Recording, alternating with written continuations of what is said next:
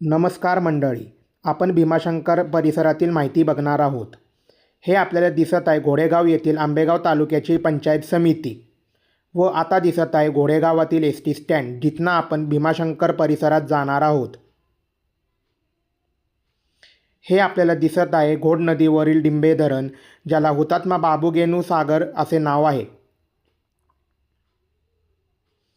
आपण तळेघरच्या पुढे राजपूर पालखेवाडी गावात आलेलो आहोत आणि आपण आता चाललो जालिंदर काकांच्या घरी. हे दिसत आहे महाराष्ट्र शासनाचे MTDC भक्त निवासस्थान भीमाशंकरच्या भाविकांसाठी बनवलेले आहे. हे दिसत आहे पकपक चितपकाक चित्रपटातील सुंदर जंगल. या जंगलात नाना पाटेकर यांनी साकारलेले भुत्या या पात्राचे शूटिंग झालेले आहे.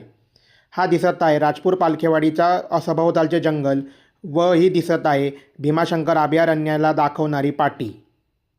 हे आपल्याला दिसत आहे भीमाशंकर अभयारण्याचा काही भाग.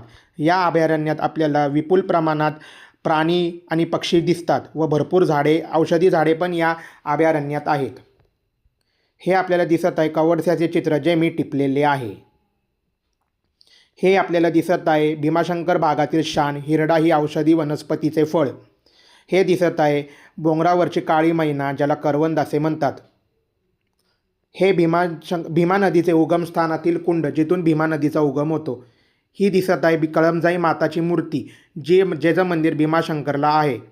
या चित्रात आपल्याला महाराष्ट्राचा राज्य प्राणी शेकरू दिसत आहे व ते भीमाशंकर अभयारण्याची शान आहे. जय भीमाशंकर, जय भीमाशंकर, जय भीमाशंकर.